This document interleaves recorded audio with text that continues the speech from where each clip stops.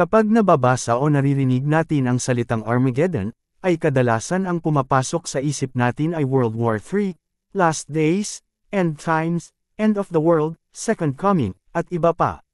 Hindi tayo masisisi dahil ganun ang karaniwang itinuturo ng karamihan ng mga Bible preachers.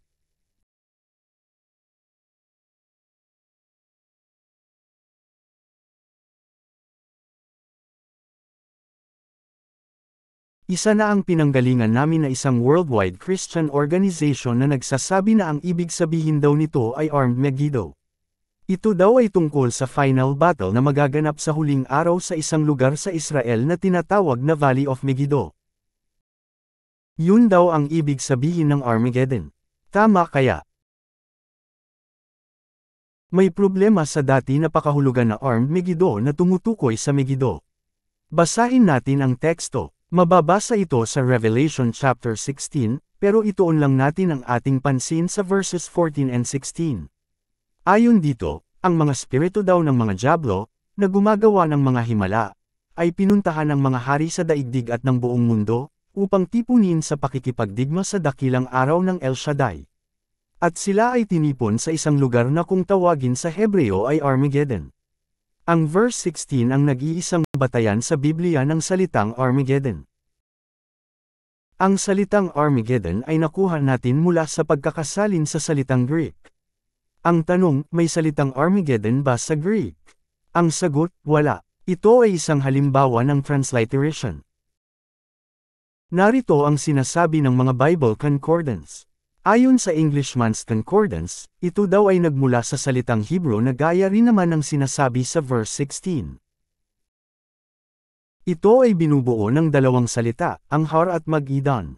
Kahit sa original Greek ay dalawang salita ito, Har Mag-Idan. Sa Latin at English translations ito naging one word na Armageddon. Kaya lang saan naman galing ang letrang H? Bakit Har sa Hebrew at Ar naman sa Greek? Ang kudlit sa R sa Greek ay isang palatandaan na may H ito sa Hebrew kaya lang ay walang letrang H sa Greek. Kung gayon ay ano itong Har Mag-Idan na ito? Ayon sa Strong's Concordance, ito ay a mountain of uncertain location. Isang bundok na hindi malaman kung nasaan. Ganoon din ang sinasabi sa iba pang concordance. Malinaw na Armageddon talaga ito. Ang Har sa Hebrew ay mountain sa English.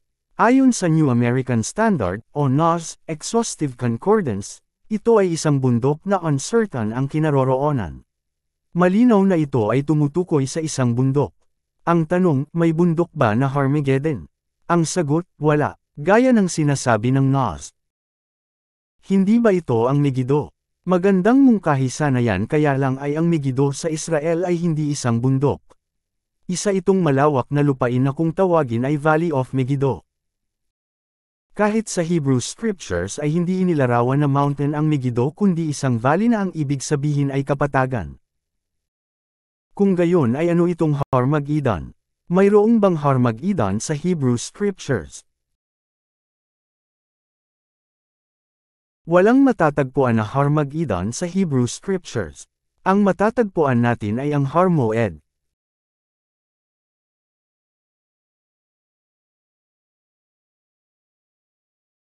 Ito ay matatagpuan sa Isaiah chapter 14, verse 13. Ang Mount of Congregation dyan ay Har Moed sa Hebrew. Papaanong naging Mag-Idan ang Moed?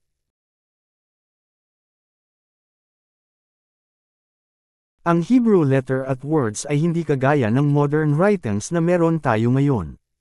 Ang Hebrew word na Moed ay binubuo ng 4 na Hebrew letters, ang Mem, Waw, Ayin at Dalet. Ang katangian ng Hebrew letter na Ayin ay ito ay silent letter at nagbabago ang tunog depende sa katabing letra o gamit. Ang isang bigkas na nabubuo mula dito ay ang tunog na gaya ng sa G. Ang Waw naman ay pwedeng A, E, O. Kaya ang Moed ay naging Muged, o Magid. Narito ang paliwanag ng Wikipedia. Katunayan ay sa Arabic, na cousin language ng Hebrew, ito ay gayin.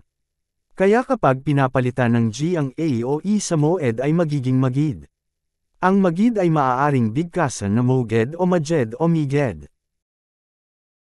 Katunayan sa page 672 ng George Wigram's Englishman's Hebrew and Chaldee Concordance of the Old Testament, published in year 1874, ang ginamit na transliteration para sa Hebrew word na moed ay muged.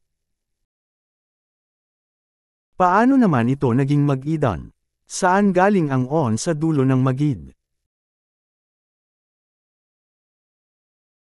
Ang on sa Mag-idan ay isang dagdag ng mga Greek translators para magmukhang Greek word ito.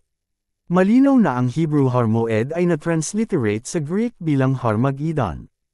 Nakalaunan ay naging Armageddon. Pero ano ba talaga ang kahulugan nito?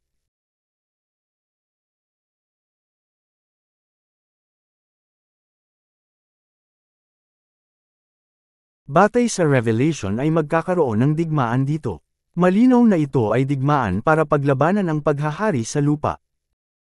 Malinaw din dito na ang labanan ay wala na sa langit kundi dito sa lupa, dahil gaya nga ng natalakay natin sa nakaraan ay itinapon na sa lupa ang dyablo at ang mga demonyo. At ang paglalabanan ay mga kaharian sa lupa at hindi sa langit. Malinaw sa Isaiah 14, verse 13, na ang kahulugan ng Mount of the Congregation ay ang pamamahala niya sa Congregation of Elohim na siyang pamahalaan niya sa langit at sa lupa. Ayon sa iba ang Har Moed ay ang Jerusalem o ang Mount Zion. Maaaring tama yan pero ang talagang tinutukoy dito na kahulugan ng Har Moed ay ang pangkalahatang Molkot o kaharian niya sa buong kalangitan at buong lupa na kasama na dyan ang Mount Zion, sa makalangit o makalupa man na kahulugan. Malinaw na ang pinaglalabanan dito ay tungkol sa pamamahala sa lahat ng mga bansa sa buong lupa. Wawasakin niya ang mga kaharian na itinatag ng mga rebelding Elohim at ng mga ambisyosong mga tao na hindi sumusunod sa mga muidam na itinatag niya El Elyon.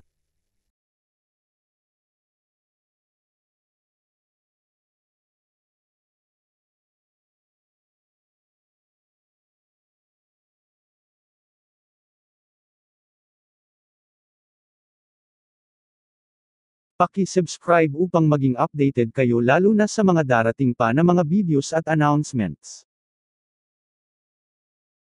Kung inyo pong mamarapatin, ay bukod po sa pag-subscribe, ay paki-like po ang aming video kung inyong nagustuhan, at paki-suyo na rin po na e-share at huwag kalimutan na pindutin ang notification bell. Kung kayo po ay may katanungan po na, at anumang concern ay paki-comment po sa ibaba.